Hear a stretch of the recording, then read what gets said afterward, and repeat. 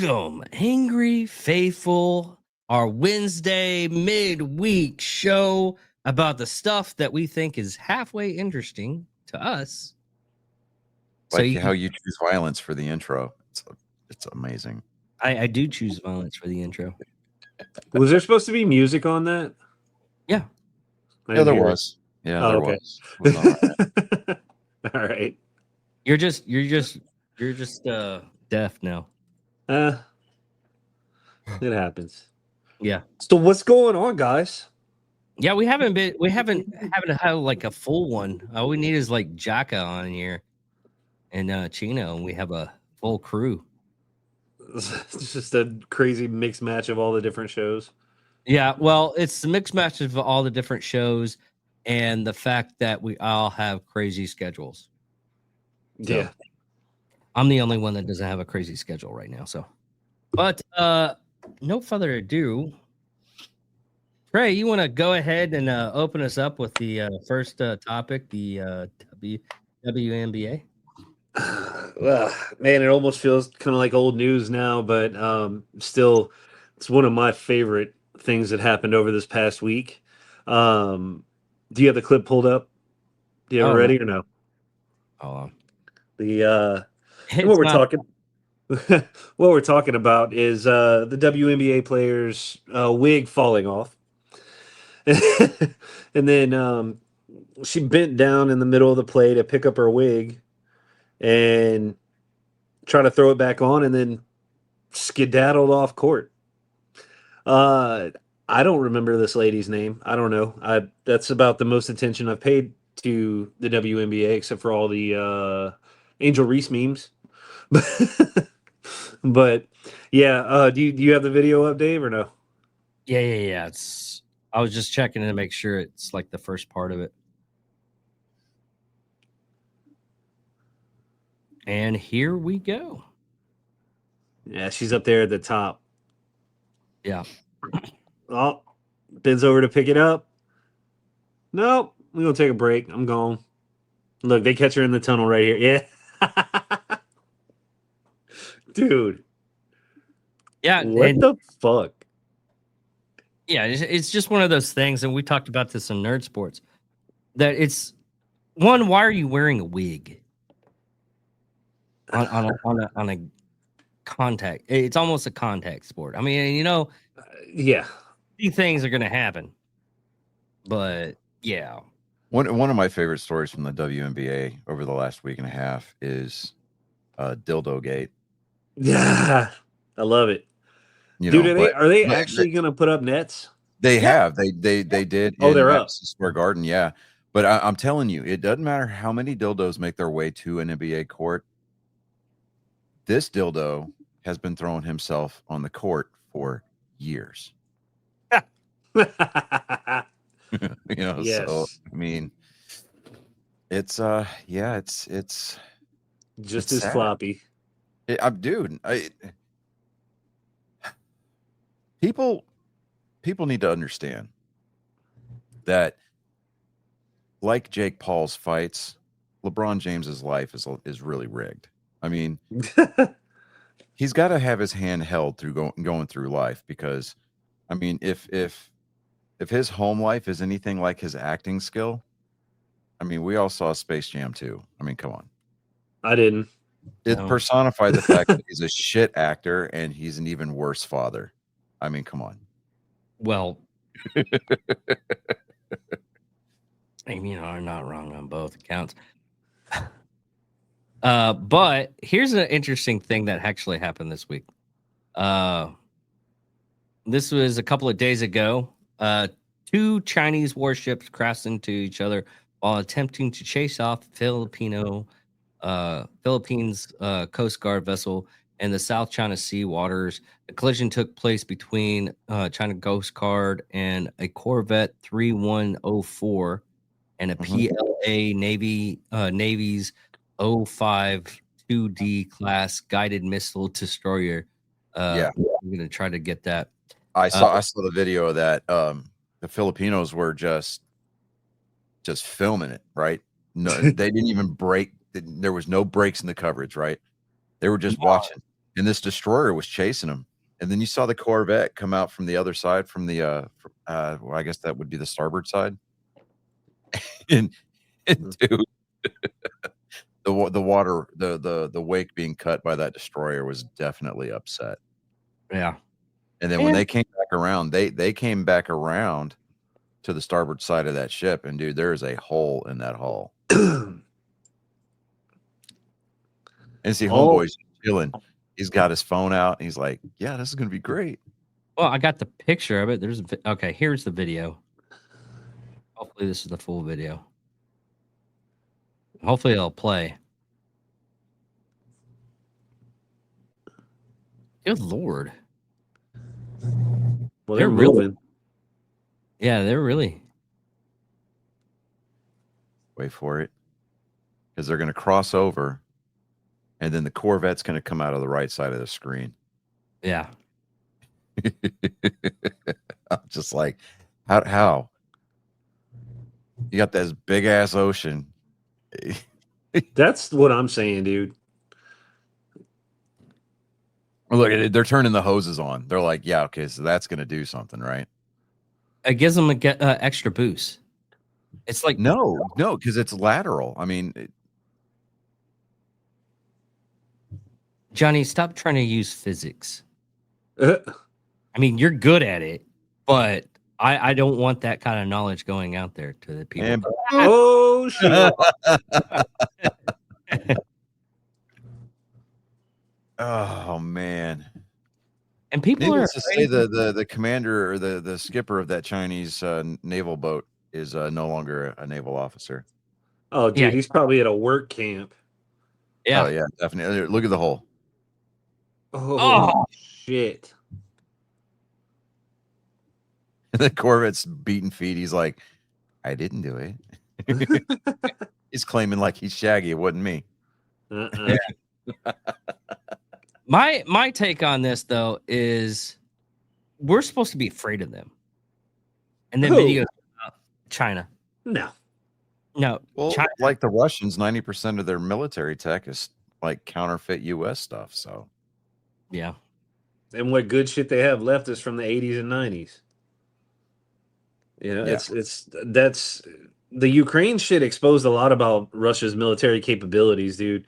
If Russia was this big powerhouse that they say they are, that shit should have been over a long time ago. But they have the hypersonic weapons. Not to be confused with the hypersonic dildos. But no, man, I was really hoping one of these WNBA articles was true, but it wasn't. I saw an article about Brittany Griner, and she was complaining about all the crowd noise when Caitlin Clark's there, and how she was used to playing in like quiet arenas where it was just like the sound of the game and whatever. But I can't find anything to prove that she actually said it. Dude, anytime I see any of those quotes from any of those crazy chicks in the WNBA now, the first thing I do is go to YouTube and try to find the video, because you don't know what to freaking believe now, because it's ridiculous. And it's almost like Caitlin Clark's kind of become a footnote a little bit because she's been hurt, and so Sophie Cunningham has kind of filled the void. I'm okay with it. Yeah. Hey, it is what it is, man. 6.5, 1 dozen, right? But I just like, oh man.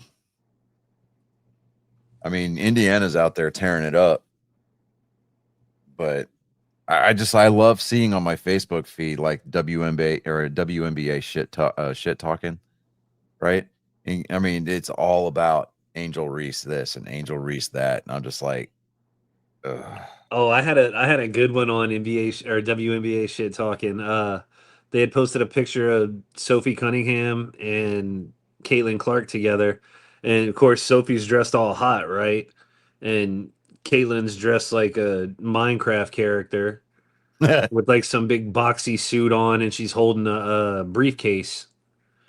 And I was like, I just made the comment. I was like, "Oh, it's nice of that young man to hold that lady's purse."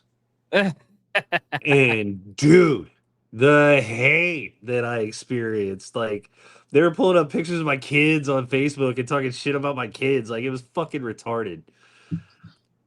And I was like, you guys realize this is a shit talking page, right? Like, what the fuck are we doing here? See, And man, that dude, nah.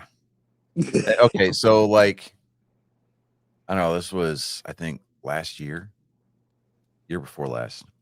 Anyway, yeah, it was year before last. My wife had made some kind of a comment on Instagram about using the correct restroom, right? Let's just say that. Dude, all night that night, her phone was getting blown up, right? People were texting her and she's like, "How did you get my number?" I mean, and they're like, Damn. I mean, they're threatening to send people to our house and they put our address in the text thread. Right? And I'm sitting there, I'm like, let them come. Let them come. Please let them come. I will get my stateside pop before it's all said and done. Let them come. Like, good Lord. You know, I mean, and my wife was freaking out about it. And I'm just like, these people, I mean, like the area codes that they were calling from they were California area codes. And I'm like, if they want to hop in a car and they want to drive 24 hours, I mean, by all means, let them. I mean, they know where we live. They can hop on a plane. They'll probably have to buy a gun once they get here, too, though. no, you can't do that. 3-day waiting period. But even and you got to be a Texas resident to buy one here. And if they show the California ID, they can only get a certain ones from the store. Like they could get a 1911, but they'll still do the 2-week waiting period like California does for them. Dude, that's so crazy. But David, don't use logic. If I can't use it, you can't use it, because we know the way to fight gun crime is to punish the law-abiding gun owners, right? Well, if you just put up a sign that says gun-free zone, then there is no gun crime. Oh yeah. All right. Yeah. Oh, here's a deep cut.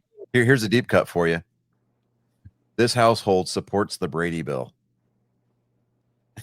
Why don't you post a sign right next to it that says, "Hey, rob me, please. All my shit is unprotected." Yeah. Yeah. Those people don't get thoughts and prayers when their shit gets broken into. No, I mean, instead, in my flower bed, I've got a sign that says that I lack negotiating skills and I'm an absolute nightmare in a firefight. Deadly force is authorized. Please leave now. Go ahead. No, go ahead. Oh, I'm in the middle of buying a house right now, so all this like house decor and stuff is popping up on my Facebook feed, right? Well, I've stumbled over into the tactical garden gnome section of Facebook. Oh, Yeah, dude. Tactical garden gnomes in full camo uniforms with ARs. Like, you got one that's prone shooting, one that's kneeling shooting, one that's doing the whole follow me thing. Like, yeah. it's like garden gnomes except army soldier poses, and I love it. Would he be considered Iron Sprite? If that's yeah. My wife said she's getting gangster gnomes showing up in hers. Tupac gnomes and Biggie gnomes and shit. Does the Biggie gnome count as 2 though? I don't. We could stage. It comes with a speedboat and a coffin. We could stage that. We could stage that 1980s Crips versus Rangers shootout. Oh yeah, yeah. Dude, did you read the did you read the play-by-play on that? Which basically the after-action report. Yeah, I mean, homeboy was like, he was just like, look, you really don't want any part of this, and they were like, yeah, we gonna be back, right? And so what does he do? He calls his buddies. They go sign shit out of the arms room and come. They're hanging out, drinking beer. They're like, these dudes ain't showing up, and then like people start shooting at the house. So they all start maneuvering out through the back door and they start flanking the sides of the house. Oh man. Caught them dudes in a crossfire. Oh, it was brutal. They said that gentleman never had problems in a neighborhood again. Yep. I bet. None. Dude, But like Go ahead. always, though, I like to put in some funny ones, and this is kind of like interesting funny. Okay, if you take away the funny part of it, it makes sense. Where are we going with this? Uh-oh. To be charging for a piece of cooter. Welcome to Cooter Economics 101. I'll start off this class by saying the ones that are charging for it are charging way too fucking much, and the ones that ain't are giving way too much away.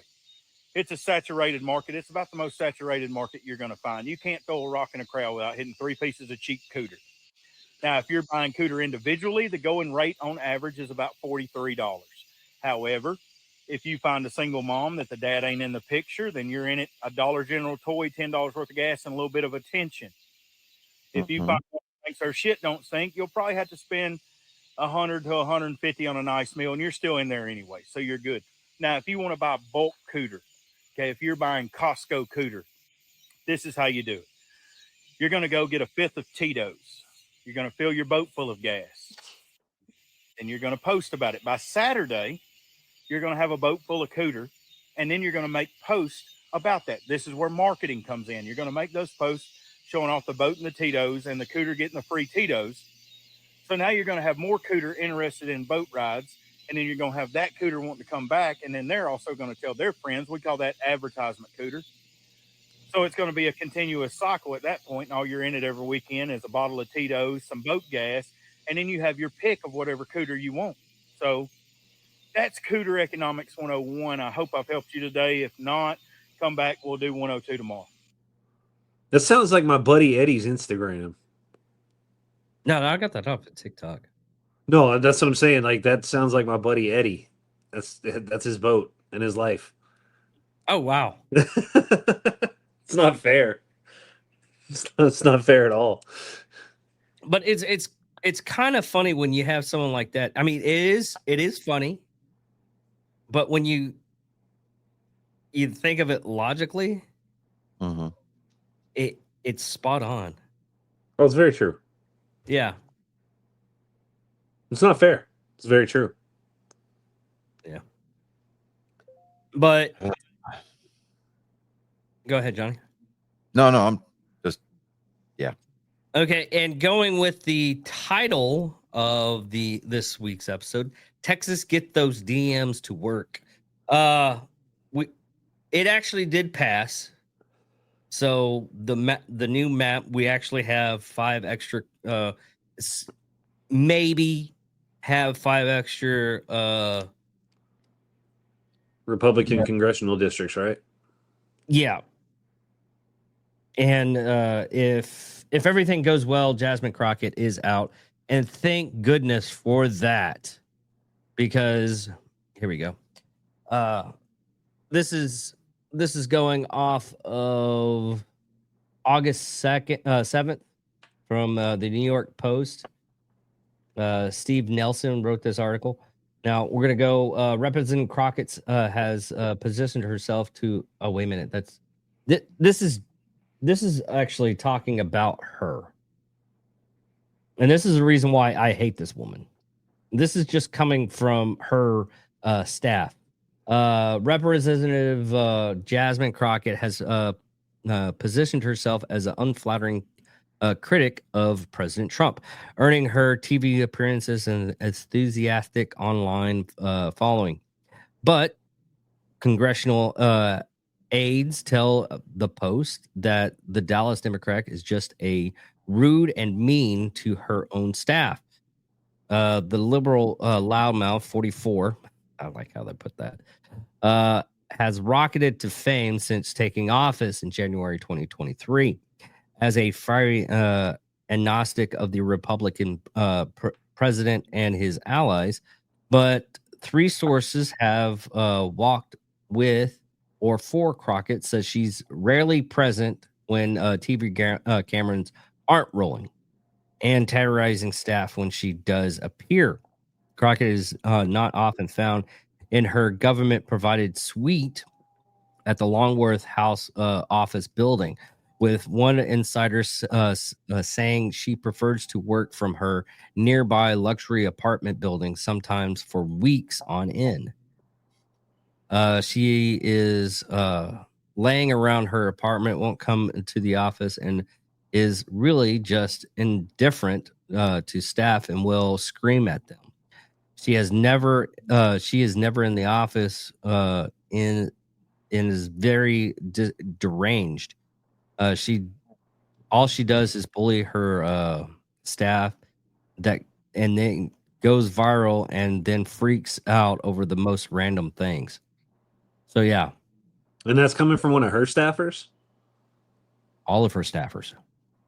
Well, that's like Hillary, man. I mean, she had to be Hillary like had to be great. Well, yeah. Well, Hillary's protection detail, her staffers, the White House staff, she is a vile, vile woman. Yeah. Right. And so the thing about it is that, and I'm not saying that there aren't some Republican women that are like this, but you see this as more of a recurring theme as it relates to liberal women. They're nasty women. The disinformation that they're trying They said it, not me. Trying to spread is, I don't know. You know how like you get like your classic stereotypical narcissist and they lie so much that they believe their own shit. Yep. Yeah. That's what it is. So I don't know. Well, I read a book called it was a Anna Blake series. I can't remember the book name. It's something Butterfly. I think it was like Iron Butterfly. But anyways, there was a DeVita. No. No, it was a vampire book, and in the book, the vampire of that issue or that book series, part of the book series, believed that she was a god. And it got me thinking of the old cop vampire TV show back in the day, what was it, Night Stalkers? But there was a vampire cop TV show. Yeah, it was back in the 90s. I don't know about that one. I'm looking that up right now. Anyway, go ahead. Well, there was a part of the series where there was a vampire Forever Night. Yeah. Forever Night. Okay. Well, there's a vampire that had split personality. She believed wholeheartedly she was human, so she was able to go out during the daytime. And at night, she turned into a vampire. But it just got me thinking of a person that thinks so much that they believe their own stuff that they make it real in their own head. I mean, it happens so much because they keep on doing the same Reddit, and half the time, and it's just political bullshit all the time. Dude, I saw it. I saw it happen with my own father. With the stolen valor stuff. Really? Yeah. My dad told that lie so much that I honestly believe that he believed it. I think he lied about it so much that he actually convinced himself that he was there. I got the totally opposite of that bullshit sometimes, because I'll end up talking with friends like, "Hey, remember that one time we did?" I mean, they gaslight the fuck out of me. They're like, "Remember when you do what we hang out?" And, oh, it's my brother-in-law that does that. He's like, "Remember we went to go in and we did XYZ?" I'm like, I don't think I was there, dude. No, you were there. Like, no, I'm pretty sure I wasn't there. I think I was in Bahrain. It's called grooming, David. It's called grooming. Yeah. You know what? Good on him. He's kept the relationship going for 20 years. So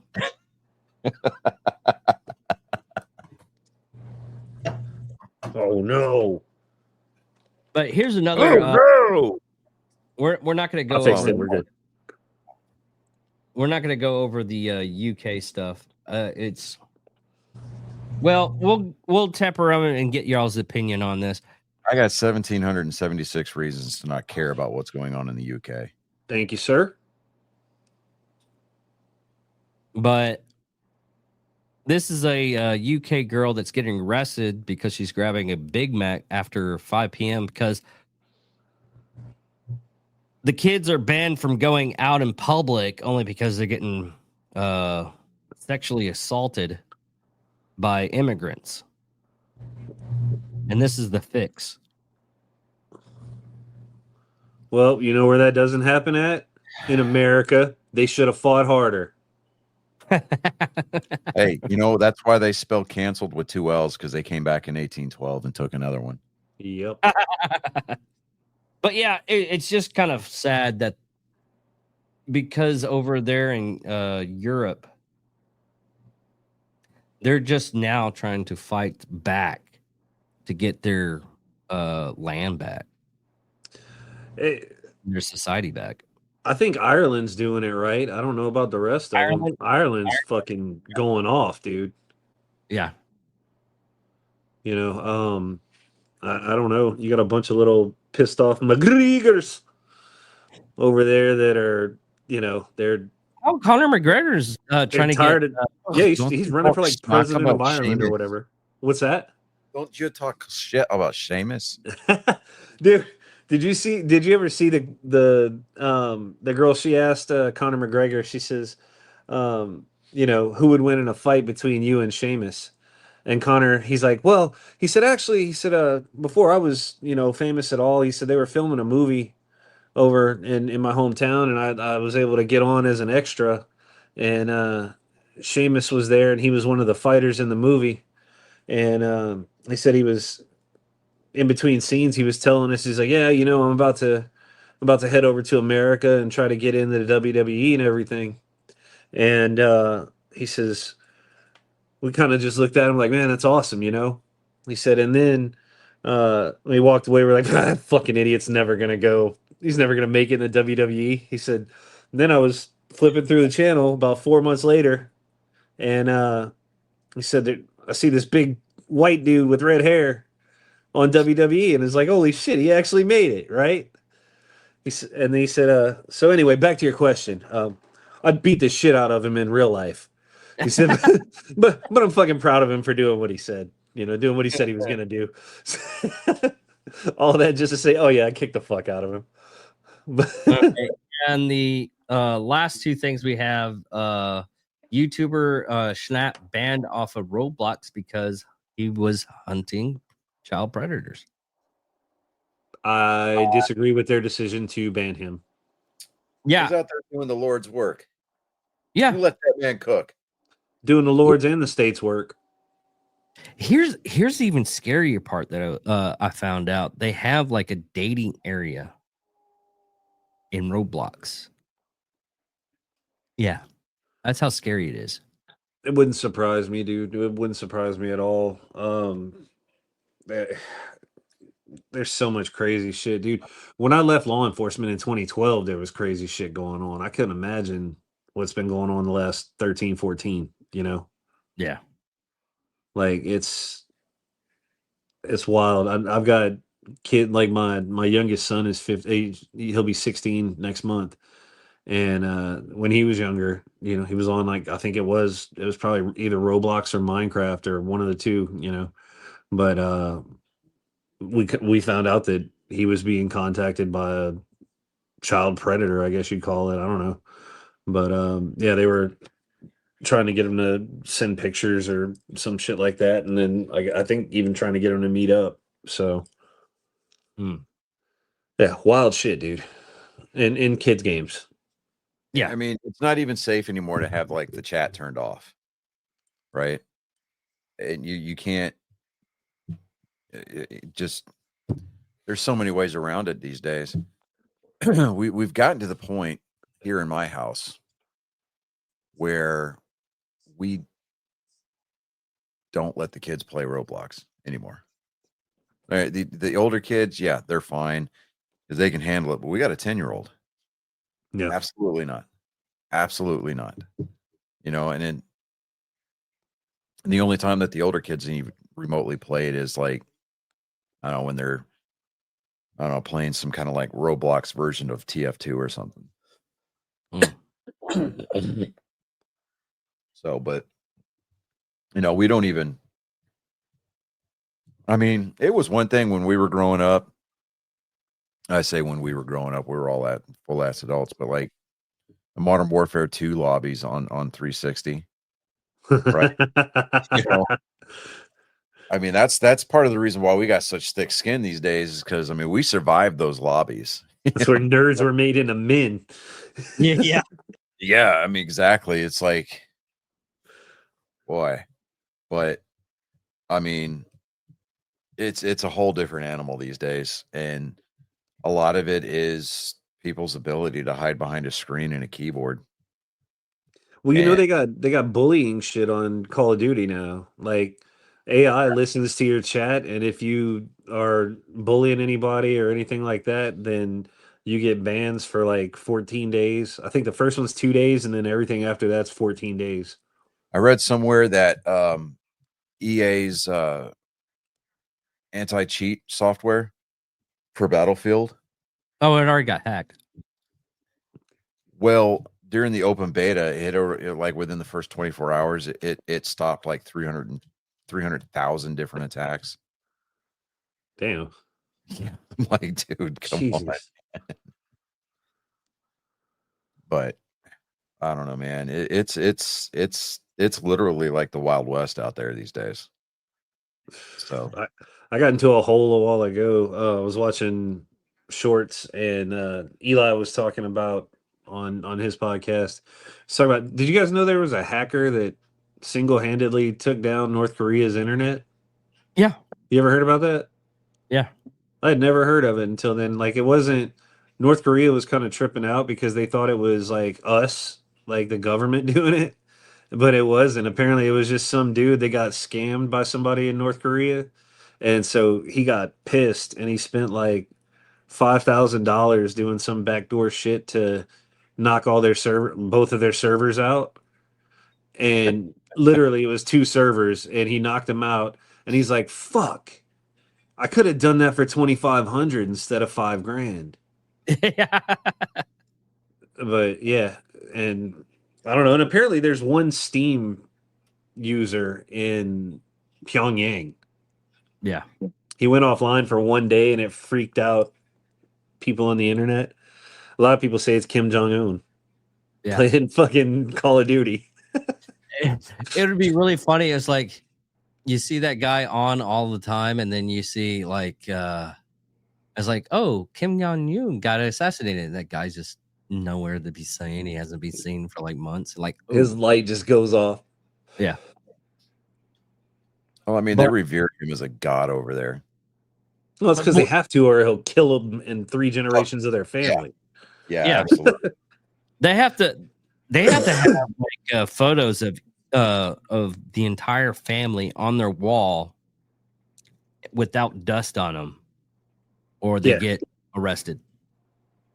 Yeah, the what's her name that was on Sean Ryan and JRE? The one with the heavies. The heavies. Yeah, that's right. She was on Flagrant too. She was, talking about how like even if your house caught on fire, like you would be put in prison or possibly killed if the first thing you didn't save, and if the first thing you saved wasn't the picture of Kim Jong Il and Kim Jong Un. Like even before your kids or whatever, you had to get those pictures out of there first. Like it's fucking wild, dude. Eating roaches and shit. Just Okay, the next one is something for Trey. Trump amidst marijuana rescheduling. Sorry. Woo! So It makes me happy. It's not official yet, but no.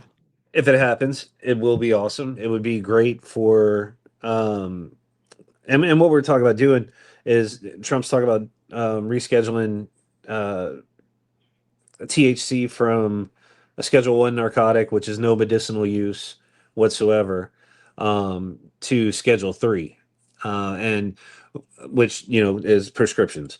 So with that, if he's able to do that and not decriminalize it, but legalize it federally, then it opens up a lot more access to people that need, medicinal treatment.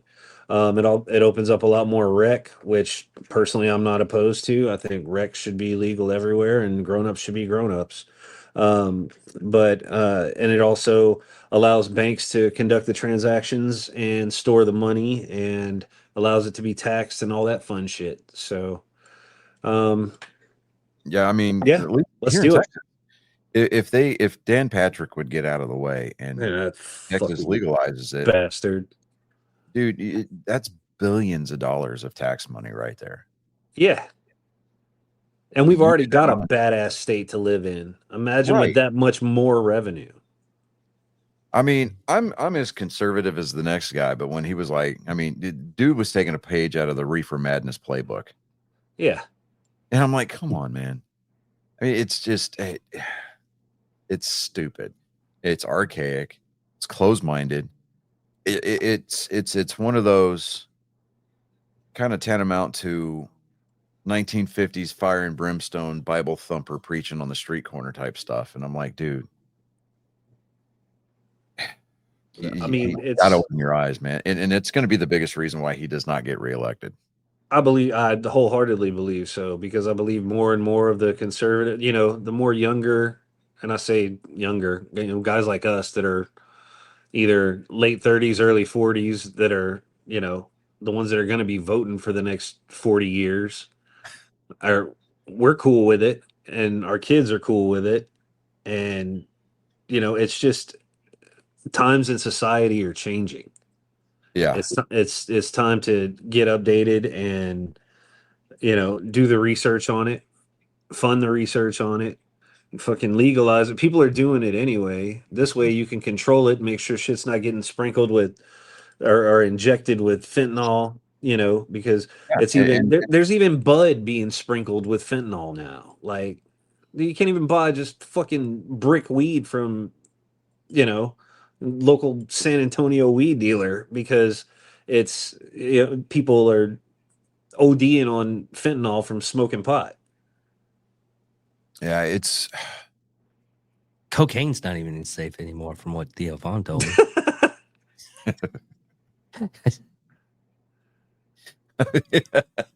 Cocaine will make you get sued by Melania Trump for saying crazy shit. I read an article somewhere, that show The Hunting Wives on Netflix. Yeah, my wife's into it right now.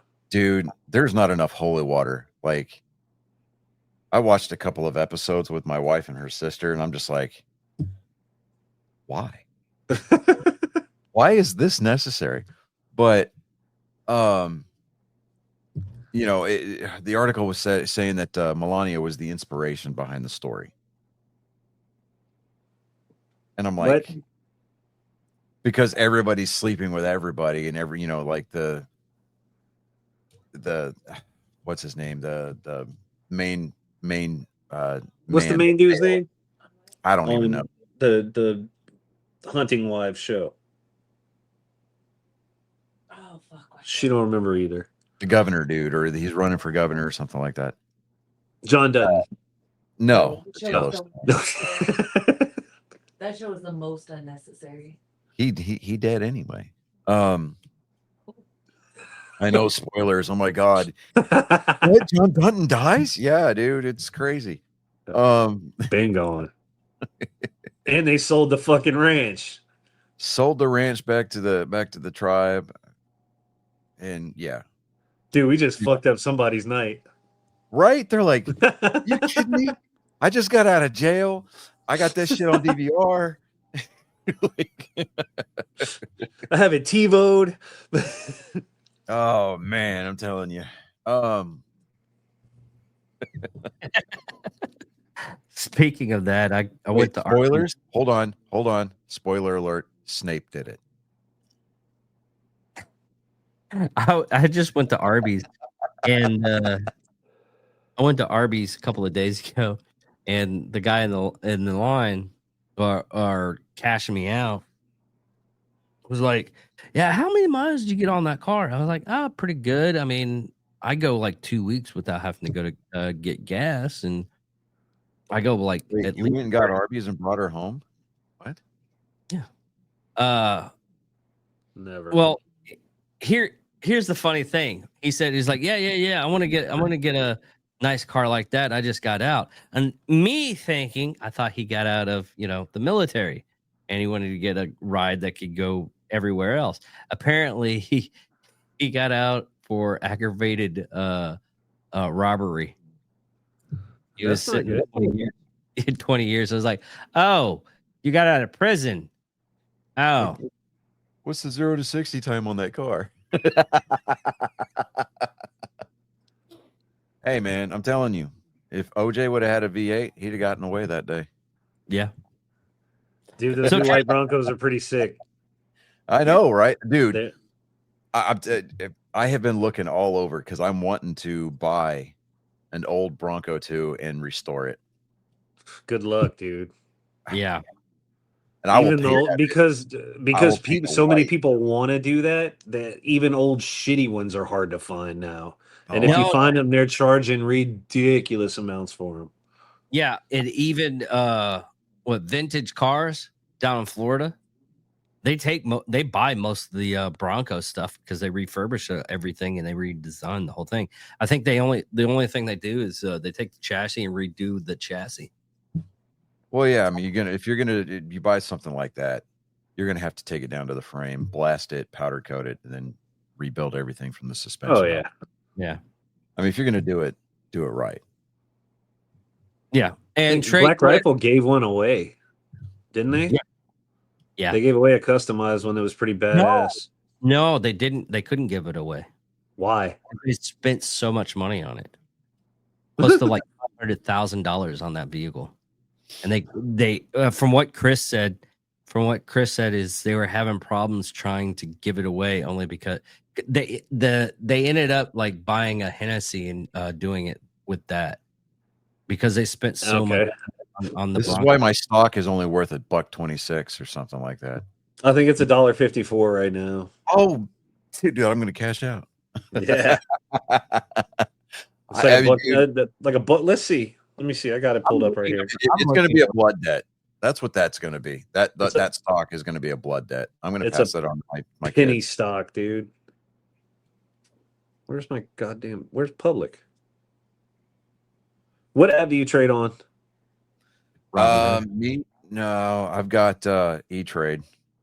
I got public. We're at 59. $1.59 right now.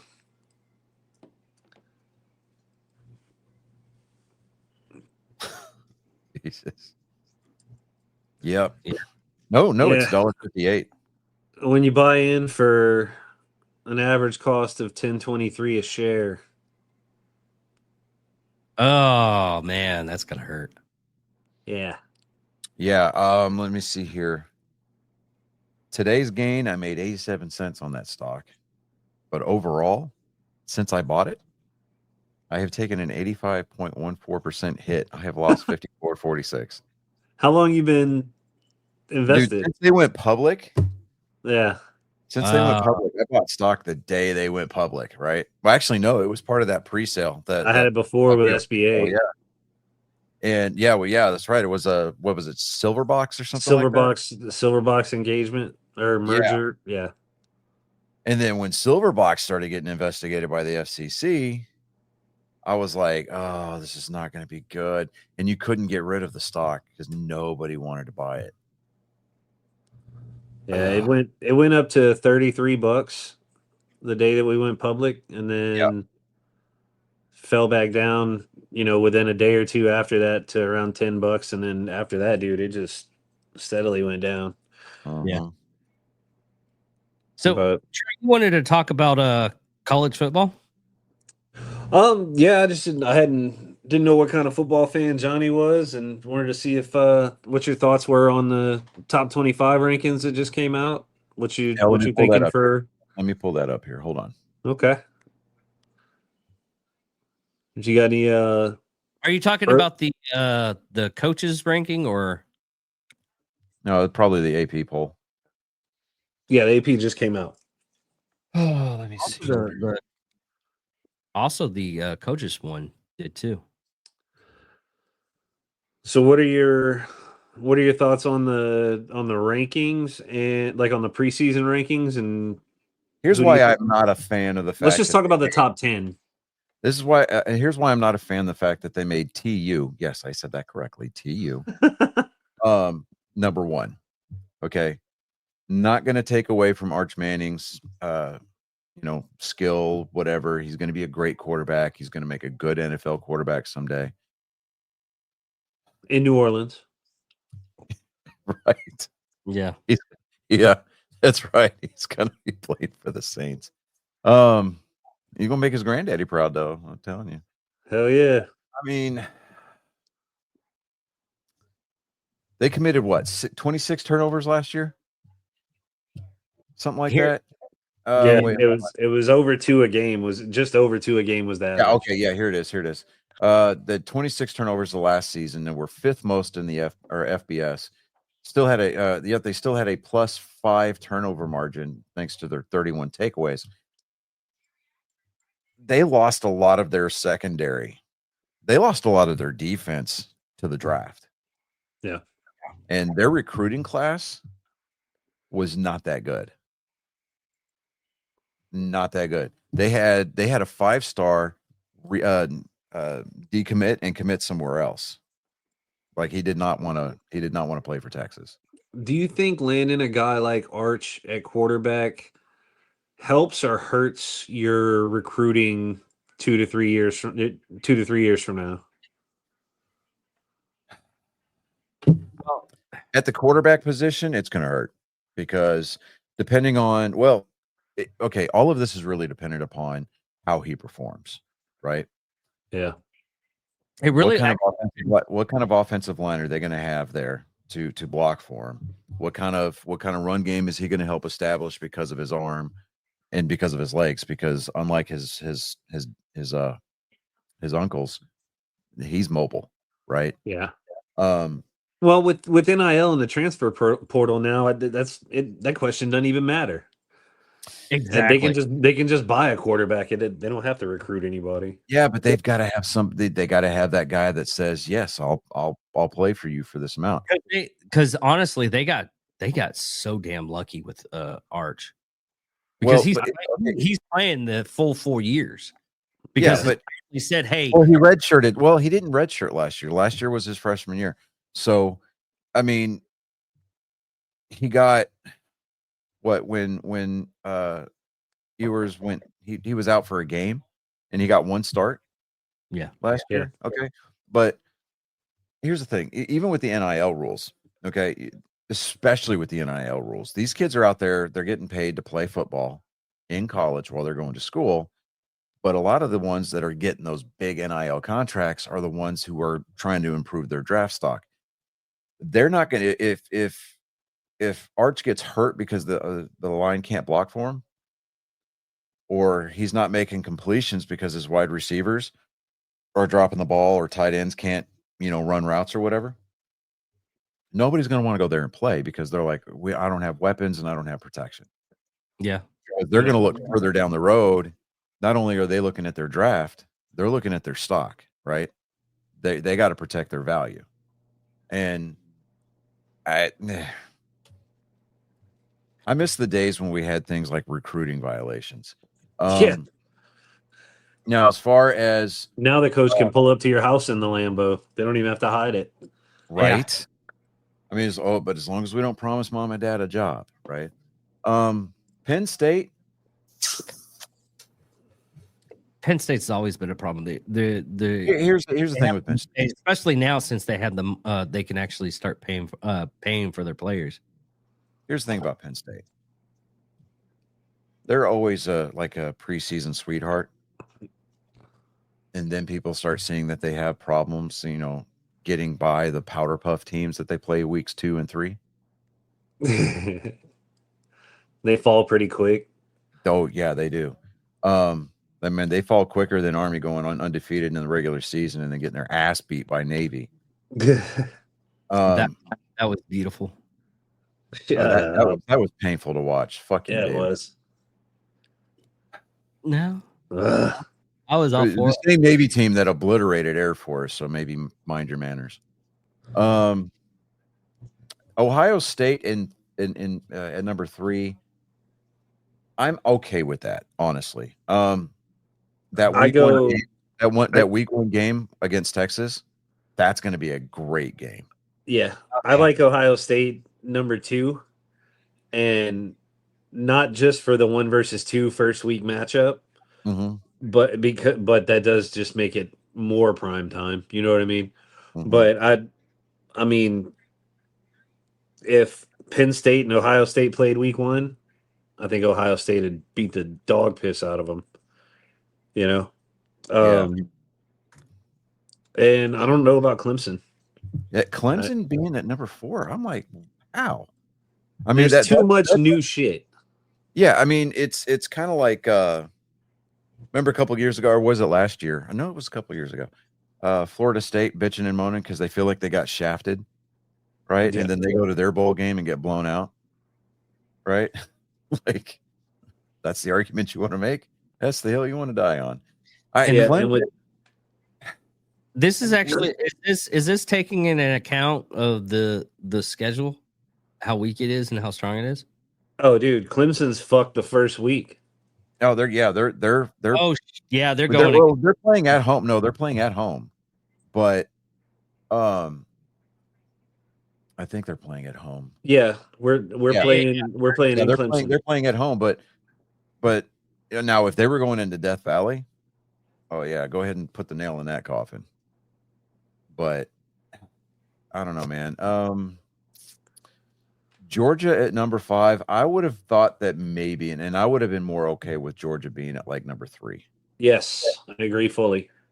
So, I mean, just by strength of schedule alone. Now, Georgia playing Marshall week 1, that get real comfortable and real familiar with the second and third string from Georgia, because they're going to get all the playing time. I mean, Marshall is dude, it is about as powder puff as you get. Did Georgia get a lot of good players? Because they lost all of theirs right before the national championship. How was their recruiting class? I think they got a couple of 4-star recruits. I think they got 1 5-star. Let me see here. The only reason why Ohio State is up there so much is because they didn't lose any players during last year's purge. Georgia lost a lot. Georgia got out of the national championship because of the basic fact of Georgia losing almost half. No, that was Michigan. Okay. So according to what is it, 247sports.com, they got an overall ranking of a 2 for their 2025 class. Shit. Composite rank of 2. Their transfer rate, they ranked 22nd, but let me see here. They've got 1, 2, 3, 4 5-star players. You got Elijah Griffith from Savannah Christian Prep out of Savannah, Georgia. Isaiah Gibson out of Warner Robins, Georgia. Dude. Warner Robins, Georgia. Juan Gaston out of Westlake from outside of Atlanta. And I mean, most of these, with the exception, all 4 of their 5-stars are from Georgia. They've got Zayden Walker out of Scaly County, which is Eliaville, Georgia. Dude, all 5 of them. Georgia football is as crazy as Texas football. Oh yeah, I lived Elijah in Atlanta Griffin, and went to those games on Friday nights, Oh and yeah, it is fucking wild. right. Elijah Griffin, dude, he's ranked number 3 nationally. Oh Yeah. wow. Yeah. I mean, Zayden Walker, he's ranked 22nd nationally, but I'm like, damn. And then they've got 1, 2, 3, 4, 5, 6, 7, 8, 9, 10. Dude, they've got 20. No, they've got close to 20 4-star recruits. They've got a Ryan Montgomery out of Findlay, Ohio. I mean, ranked nationally. He's 180th in the nation, but he was ranked 5th in the state back in Ohio. Hmm.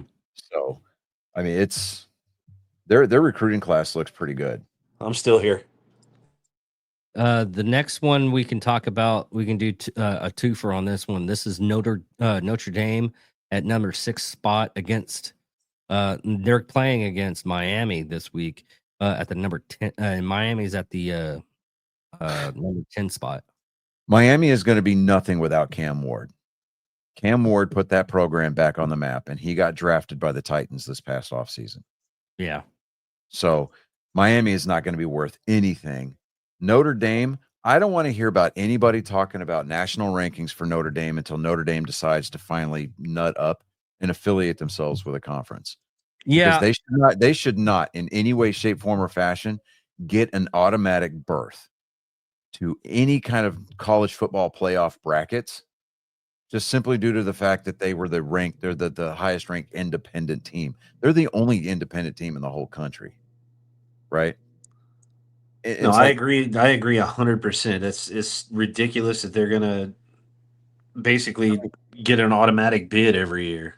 Yeah, I mean, saying that the Notre Dame Fighting Irish are, tier 1 type team is, I mean, just their, well, let me back up. Their approach to being a non-conference team is about as archaic as the New York Yankees shaving requirement. Okay, and that eventually went away this year. So I mean, it's time that Notre Dame finally decides to join a conference, whether it be the Big 10, the Big 12, whatever. It doesn't fucking matter. I mean, to me, it doesn't matter. Join the ACC, for crying out loud. I don't really care. How much would it? I think they would fit in the best in the ACC. Honestly, I think They that's the would. best fit for them. It works, with their location. I think that would honestly be the best overall spot for them. They really would. But what would they benefit and what would they lose if they did that? well, for one, their program would gain a lot more legitimacy as far as like recruitment would be concerned, because you look at their recruitment or their recruiting, it's all very family oriented, like legacy. You got a lot of families that are either, because Notre Dame, you've got a lot of Catholic schools that are scattered across the country that play under the name Notre Dame, right? And it's all part of that same network. So I mean, that's where a lot of these kids get recruited from is these private Christian, private Catholic schools. Yeah, we had one Falls for a while. Yeah, and they closed it. So, but I am. I don't. Rooney was out of bounds. That's all Notre Dame needs to know. So it's just, I don't like the fact that they just coast into the playoffs with an automatic bid because, oh, look at us. We were non-conference and we went undefeated and blah. I mean, their record last year was 14-2, and it's not to say that they weren't good. They were a good team last year. I mean, they accentuated violence upon, at the moment of impact, which is what you're supposed to do. We're hating that fucking game that we watched. Oh God, that Army game. Oh, dude, that was brutal. No, the AM. The A&M game. Yeah, well, A&M probably gave them the best run for their money last year. As far as because that was the season opener last year. Yeah. And and they were playing in Kyle Field, but I just Notre Dame going to Miami without with Miami being without Cam Ward. That's a scrimmage. Okay. The idea that the Miami Hurricanes were going to return to the Miami Hurricanes of the early 90s, that is a pipe dream, and it needs to go down the road, because that is not going to happen at all. I mean, as it is, Miami got lucky when they found Cam Ward playing in West Columbia down here, about 20 minutes down the road from my house. So, but he's gone. And, it just the NFL is going to expose him for the type of quarterback that he is. But it just, I don't like Notre Dame at number 6. I would have put them. I wouldn't have dropped them out of the top 10. I would have given them like maybe an 8 in the preseason polls, just because it's like, okay, look, we understand that you guys are going to come in and you're going to steamroll some of these teams, but you're not playing any conference games. You're not playing that extra game every year by way of a conference championship. And I think that that's wear and tear. Yeah, it is. That one game at the end of the season makes a lot of difference. That's a lot of difference. And that's where some of your bigger name players risk the biggest injuries, because they're out there playing for that conference title. Right. And, sometimes future careers are won and lost in that conference title game. But Oregon being at number 7, you don't really hear much from Oregon. You gotta see what happens with them. You never know until you see them start playing. Yeah. Alabama, just by virtue of the fact that it's Alabama, I don't think they need to be in the top 10. At least whenever I see Alabama now, it's more like like teams go out and they do legacy picks in the draft. They draft like a Legends kid that from way back in the day. Yeah. It's one of those deals. It's like, okay, let's put the Alabama Crimson Tide to rest for right now, because let's face it, they're not the same program that they were under Nick Saban. It's not the same dynasty. It's not a dynasty. It's not. It's not. I mean, when Nick Saban left Alabama, it was like when Tom Brady left New England. It's just not the same, right? Yep. LSU being at number 9. Go Tigers. I would put LSU probably closer to number 6. I would, yeah. Honestly. Their strength of schedule is definitely going to be a test. And if they can get through the first couple of weeks of the season, I think you're going to see their stock rise. They're going to crack the top 5 at the very least, but they're going to have to be convincing against teams like Clemson. We got to beat Clemson, dude. We got to stop this starting every season 0-1. Yeah. That's Miami got to end this year. Like I said, Miami's top 7 receivers, only tight end Elijah Lofton is back this year, and he had 150 yards on 9 catches last season from Cam Ward. Miami being at number 10, that was a waste of resources right there. Yeah, that's not returning anything. It's not. Out of the top 20. I would have put the Florida Gators at 11 instead of Arizona State. The Sooners I would have put at number like 8 or 9. How is Michigan on number 14? Well,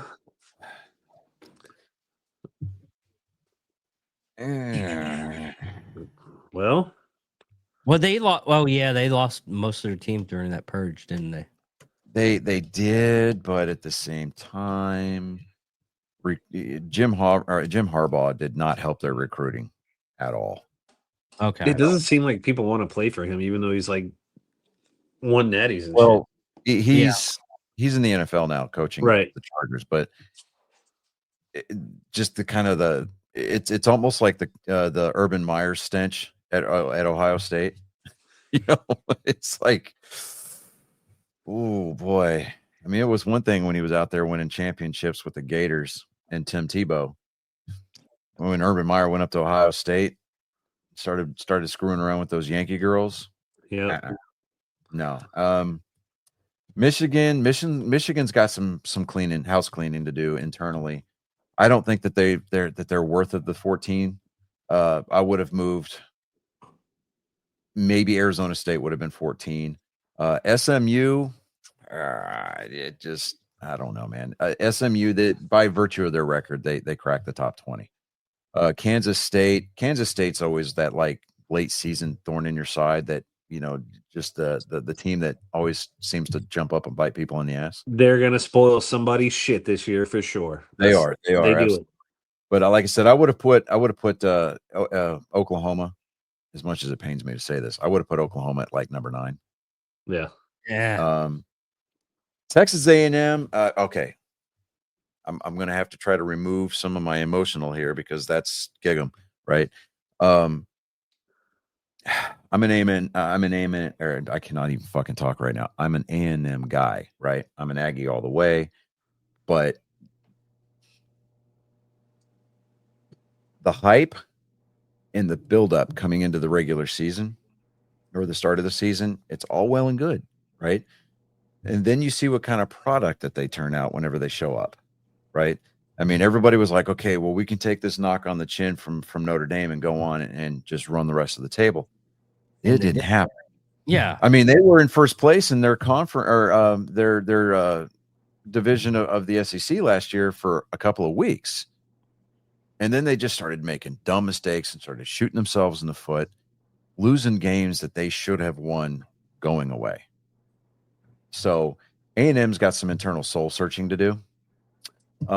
Now, I mean, they've got defensive end Cassius Howell. He had a 16.2% pressure rate last season, which was 6th among FBS players and the best among any returning SEC players. So he's going to be back next year, or this year rather.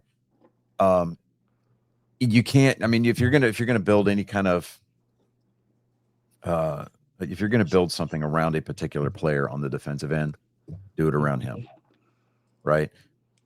But have his understudies ready because he's going to get double teamed and somebody's going to chop down on him. He's going to miss at least a game because of a knee. Then did the Volts lose a lot of players too this year? Last year? Yeah, they lost a lot.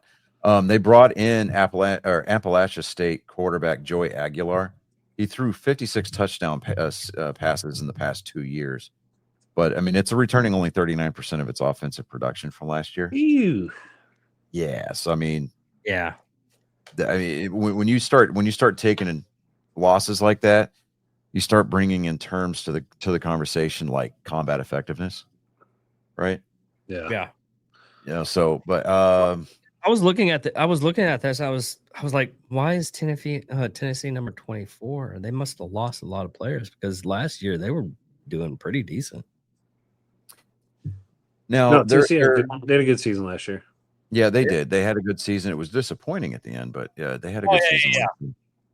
Now, what helped to seal the demise for Tennessee is the fact that they can't seem to beat Florida for whatever reason. They can't beat the Gators. That's true. And that has got to be the most infuriating thing for people who hang out around Smoky Top. Or Old Rocky Top, but Rocky Top, Smoky Top, Smoky Top, Rocky Top. I mean, they got to be smoking something down there in Knoxville to get through what they had to go through last year.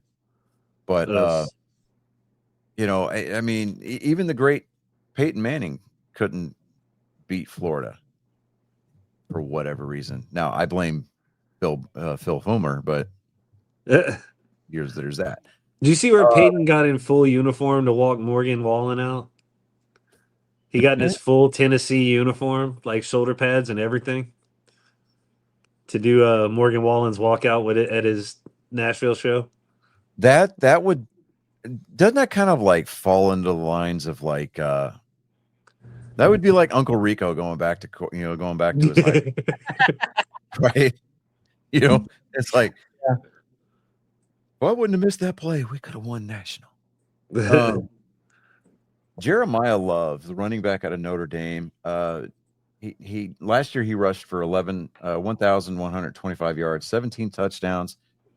and I'm going to put the sports, sports talk jinx on him. He didn't lose a fumble last year. I'm just putting That's it a out great there. stat to have. It is a great stat to have, but it's also going to be a great stat that he didn't lose a fumble until somebody on an obscure podcast said something about it. Right. Let me see here. Nicholas Singleton out of Penn State. I think a lot of the love that Penn State got was because of him, because the fact that he's coming back. But the fact of the matter is that their offensive line, they're suspect. Wide receiver Jeremiah Smith out of Ohio State. Let's see. He averaged 17.5 yards per catch, 17 touchdowns last year, including 4 touchdowns in the first 2 playoff games. And the fact that they've got, this will be the second year of the expanded playoff bracket. I think it's going to, it's really going to force teams to show up and show out every week. It's going to put an emphasis on consistency. Yeah. It's not going to be any of this where we're going to get by and we're going to coast until we get down toward the last month of the season, and then we're really going to start ramping it up. Because by that time, your playbook has already been exposed. Well, Oklahoma might not have a quarterback for this season. John Matter, apparently he's being investigated for gambling. Well, yeah, the dumbass had fucking public transactions on his thing that was for sports gambling, and it literally said sports gambling, and then had the game that he was betting on in parentheses. Are you fucking kidding me? Yeah. I mean, that's how they raise him up in Norman, dude. That was what he came from Washington. But Norman is where Oklahoma is. No. I got that, but he started doing it his freshman year in Washington. Well, he just took a page out of Shohei Ohtani's playbook. Don't worry about that. Well, he should have hired his agent. Yeah. Or he could have had himself an interpreter to take the fall. Right. Yeah. All right. Well, and then real quick, I saw something yesterday. Shohei Ohtani, he's being sued for $250 million. Yeah. I was the one that sent you that. For what? He had his agent rent out a condo in Hawaii for him that was already double booked. And so the people that I did a deeper dive on that. Okay. What it was Shohei Ohtani was being a celebrity spokesman for this realting company. Okay. What had happened is everything was going fine. Then the 2 guys that hired Shohei Ohtani got fired. They're suing Shohei Ohtani for that money because they feel that they would have gotten more realting money or sold more properties or whatever after the fact that they got fired and he won the pennant last year. This is all before, the pennant race. So what had happened is these guys got fired, blaming Shohei Ohtani about it. That's the reason why he's getting sued.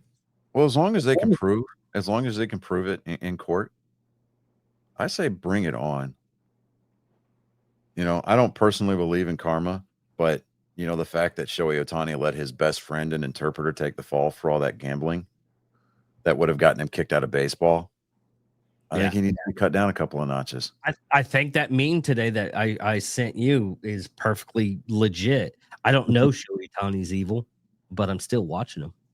I don't think it was him. I think it was Grande Americano. Damn it. You might be right. Get us out of here, Dave. All right, everybody. Thank you for all listening. Thank you all watching, and enjoy this weekly podcast that we do. Love everybody that actually listens to us. I'm David Dickerman. I'm Johnny Skelton. Trey Witzel. And everybody, thank you all for watching. Again, I love everybody that actually sticks with us for most of the podcast. It's great that we actually have people actually listening to us. Goodbye. Yes, but you got to go home, but you can't stay here. See ya.